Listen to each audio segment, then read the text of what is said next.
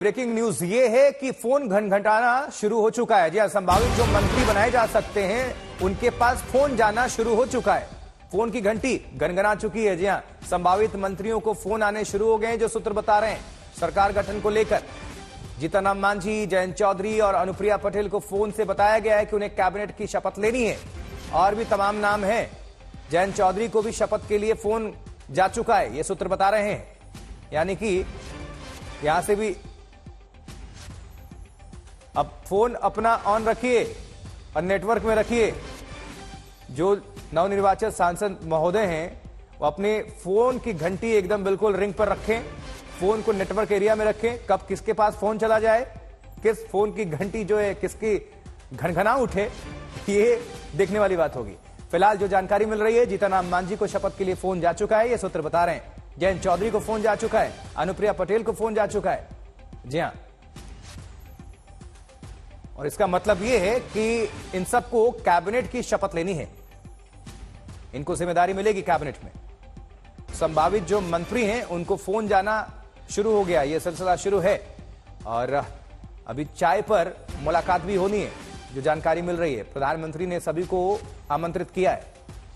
अब हिमांशु मिश्रा हमारे सहयोगी जो हैं फोन लाइन पर जुड़ चुके हैं। हिमांशु, हम तो यही कह रहे हैं कि जो नवनिर्वाचित सांसद महोदय हैं वो अपने फोन को नेटवर्क एरिया में रखें। कब किसका फोन बच जाए कहा नहीं जा सकता। किस किस को फोन जा चुका है, क्या जानकारी? देखिए, गठबंधन के जो साथी दल है उनको फोन चले गए हैं। टीडीपी की तरफ से राम मोहन नायडू जो है वो बनने वाले हैं कैबिनेट बर्थ पे। उनके साथ ही जो है उनके एक और साथी जो है गुंटूर से एमपी हैं, उनको जो है जगह मिल रही है।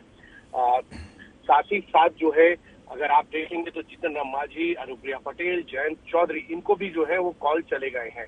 और ये बता दें कि बहुत तेजी से अब जो है कॉल जाना शुरू हो जाएंगे। और आज प्रधानमंत्री आवास पर जो उनकी न्यू काउंसिल ऑफ मिनिस्टर है उन पे बुलाया जाएगा, उनको बताया जाएगा आशुतोष की किस तरीके से जो है उनको काम करना है।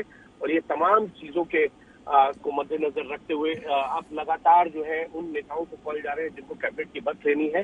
अभी तक गठबंधन के जितने साथी दल हैं उनको बताया गया है कि आपको जो है मंत्री पद की शपथ लेनी है। और अब से कुछ देर में उनको ये भी बता दिया जाएगा कि प्रधानमंत्री के साथ जो है उनके साथ उनको चाय पे चर्चा कब करनी। और हिमांशु, चूंकि अब बीजेपी नहीं एनडीए है और इसमें बहुत लोगों को एडजस्ट भी करना है, तो हो सकता है कि बहुत सारे जो चेहरे हम देखा करते थे कैबिनेट में उनका पत्ता भी कटे। देखिए, बिल्कुल हो सकता है। बहुत से चेहरे जो है वो चुनाव हार भी गए हैं और बहुत से जो पुराने चेहरे हैं उनमें भी कुछ रिप्लेसमेंट हो सकती है। क्योंकि प्रधानमंत्री नरेंद्र मोदी का ये मानना है कि जो फीडबैक है उसके आधार पे, उनके मंत्रियों के कामकाज पे, जिस तरीके से उनके मंत्रालय में कामकाज हुए हैं, उसकी पूरी परफॉर्मेंस रिपोर्ट जो है वो प्रधानमंत्री मोदी के पास रही है। तो पिछले 10 सालों में जो भी मंत्रियों के काम कर रहे हैं उनको वो पूरी जांच परख के बाद ही जो है मुझे लगता है इस बार कैबिनेट में जगह मिलेगी। उसका एक बड़ा कारण ये भी है कि गठबंधन के नए लोगों को एडजस्ट करना है और साथ ही साथ जो है कुछ जो पुराने चेहरे हैं उनको बाहर भी करना होगा। तो ये तमाम तरीके के समीकरणों को ध्यान में रखते हुए नई कैबिनेट का फॉर्मेशन जो है वो होगा। लेकिन इतना जरूर है कि इस बार लोकसभा का रिप्रेजेंटेशन, लोकसभा का प्रतिनिधित्व जो है वो आपको इस नई कैबिनेट में देखने को। एक और इन्फॉर्मेशन दीजिए। 2014 में हमने देखा था कि बिहार से 4 मंत्री बनाए गए थे, 2019 में 5 बनाए गए थे। तो क्या इस बार संभावना है, और ये सूत्र कुछ बता रहे हैं कि शायद 8 मंत्री बनाए जा सकते हैं बिहार से? देखिए, नीतीश कुमार की जो पार्टी है जेडीयू, उसका कहना है कि दोनों ही तरफ से यानी भारतीय जनता पार्टी और बीजेपी की तरफ से 4-4 मंत्री बनाए जाएं और एक मंत्रालय जीतन राम मांझी और एक चिराग पासवान को दिया जाए। लेकिन भारतीय जनता पार्टी का ये कहना है कि अगर 10 मंत्रालय जो है या 10 मंत्री जो है वो बिहार से ही बनाए जाएंगे तो बाकी प्रदेश में भी बहुत जगह है, चाहे उत्तर प्रदेश है, महाराष्ट्र है, उड़ीसा में भारतीय जनता पार्टी की नई सरकार बनी है, आंध्र में, तेलंगाना में, कर्नाटक में, ये तमाम ऐसे स्टेट हैं जहां भारतीय जनता पार्टी को बहुत ज्यादा बढ़त मिली है। गुजरात है, मध्य प्रदेश है, उत्तराखंड, पंजाब, ये तमाम राज्य बीजेपी को अपना समीकरणों को ध्यान में रखते और उत्तर प्रदेश के लिहाज से क्या अभी सूत्र बता रहे हैं हिमांशु, क्योंकि उत्तर प्रदेश में बड़ा झटका लगा है बीजेपी को, तो यहां को लेकर क्या प्लानिंग है, यहां से कितने मंत्री हो सकते हैं? देखिए, बिल्कुल उत्तर प्रदेश के लिए अगर देखा जाए तो उसको 6 प्रांतों में हमेशा भारतीय जनता पार्टी बांटती है। उनमें एक सबसे बड़ा जो है पश्चिमी उत्तर प्रदेश, ब्रज, रोहेलखंड और अवध क्षेत्र, लखनऊ और उसके बाद गोरखपुर और काशी क्षेत्र। तो इन सभी क्षेत्रों को अगर ध्यान दें तो यहाँ से रिप्रेजेंटेशन जो है वो आपको देखने को मिलेगा। लखनऊ से जो है वो राजनाथ सिंह जो वर्तमान में रक्षा मंत्री हैं उनको जगह मिल सकती है। पिछली बार महाराजगंज से जो है वो पंकज चौधरी को एमओएस फाइनेंस बनाया गया था। महेंद्र नाथ पांडे चुनाव हार गए हैं, स्मृति ईरानी चुनाव हार गई हैं, अजय मिश्रा टहनी चुनाव हारे हैं, बीएल वर्मा चुनाव हार गए हैं जालौन से। तो इस तरीके के तमाम लोगों को जो है वो चुनाव भी हारे हैं। तो उनकी जगह किनको जगह मिलेगी तो अब से थोड़ी देर में साफ हो जाएगा। लेकिन आशुतोष इतना जरूर है कि मैं आपको फिर बता रहा हूँ कि बिल्कुल जातीय समीकरणों को और राज्यवार समीकरणों को ध्यान में रखते ही कैबिनेट का फॉर्मेशन होगा। इसमें आपको बहुत कुछ ये देखना होगा कि किस तरीके से, और मंत्रियों की जो पिछले मंत्रियों की परफॉर्मेंस है उसका भी ऑडिट हुआ है।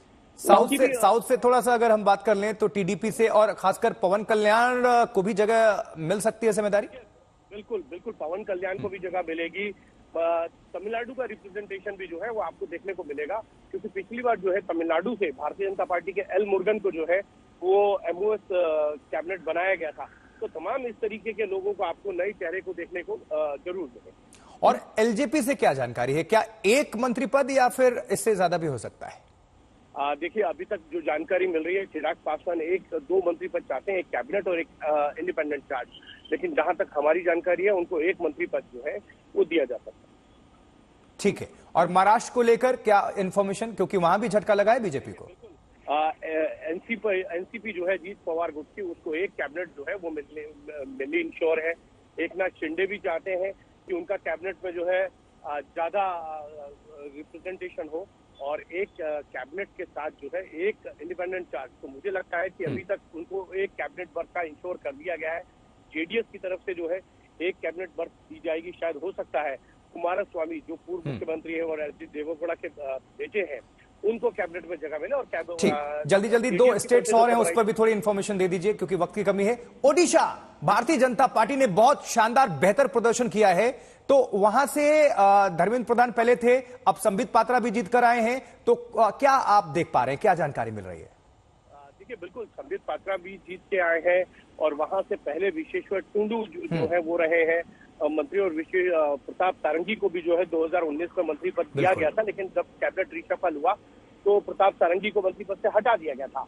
लेकिन इस बार जिस तरीके से भारतीय जनता पार्टी को लोकसभा में वहां प्रचंड जीत मिली है, उसके बाद तो ये माना जा सकता है कि वहां से जो है उनका कैबिनेट में और कोटा जो है वो उड़ीसा का बढ़ेगा। ठीक, अब देखना यह है कि 2 की जगह 3 होगा या 4 होगा। ठीक है, विधानसभा में बम्पर जीत मिली है और वहां भी सरकार बनाने जा रहे हैं। ठीक है, अब पश्चिम बंगाल पर जरा बताइए, क्योंकि यूपी के बाद सबसे ज्यादा किसी प्रदेश ने झटका दिया है भारतीय जनता पार्टी को, तो वो है पश्चिम बंगाल। तो वहां से क्या जानकारी? देखिए पश्चिम बंगाल से पिछली बार जो है अगर आप देखेंगे तो 4 जो है केंद्रीय राज्य मंत्री बनाए गए थे। निशित प्रमाणिक थे और उनके साथ जो है वो सुभाष सरकार थे और शांतनु थे। ये 4 लोगों को जो है कैबिनेट में जगह दी गई थी, वो भी चारों एमओएस थे। लेकिन इस बार पश्चिम बंगाल के अंदर क्या उतना रिप्रेजेंटेशन मिलेगा, क्या उतना प्रतिनिधित्व मिलेगा? पिछली बार 2019 में भारतीय जनता पार्टी ने 40 में से 18 सीटें जीती थी, लेकिन इस बार जो है वो 6 सीटें कम हुई है। तो क्या कैबिनेट में उनका रिप्रेजेंटेशन कम हो सकता है? क्या 4 की जगह 2 या 3 एमओएस को जो है वो पश्चिम बंगाल से जगह मिलती है? ठीक है। और मध्य प्रदेश को क्या लेकर चर्चाएं हैं, क्योंकि 29 के 29 क्लीन स्वीप किया है बीजेपी ने, तो सबकी निगाहें होंगी कि कितने मंत्री बनाए जाते हैं यहाँ से, एमपी से? देखिए बिल्कुल बीजेपी ने मध्य प्रदेश में क्लीन स्वीप किया है। और अगर आप उस लिहाज से भी देखेंगे तो 2019 में जो भारतीय जनता पार्टी की सरकार बनी थी, तब जो है वहां से नरेंद्र सिंह तोमर थे, केंद्र सरकार में मंत्री थे, वहां से फग्गन सिंह कुलस्ते एमओएस थे। उसके बाद जो है अगर आप वहां से देखें प्रहलाद पटेल को जो है इंडिपेंडेंट चार्ज था, बाद में एमओएस किया गया। लेकिन ज्योतिरादित्य सिंधिया और वीरेंद्र सिंह खटीक, इन लोगों को कैबिनेट था। तो अब और ज्यादा जो है कैबिनेट के अंदर उनको जो है बर्थ मिल सकती है, क्योंकि इस बार मध्य प्रदेश का परफॉर्मेंस जो है बहुत ही ज्यादा अच्छा रहा है। जो सीट भारतीय जनता पार्टी ने छिंदवाड़ा की नहीं जीती थी, इस बार भारतीय जनता पार्टी ने वहां भी जो है कांग्रेस का किला, यानी कहे तो कमलनाथ का किला जो है वो ढहा दिया है। तो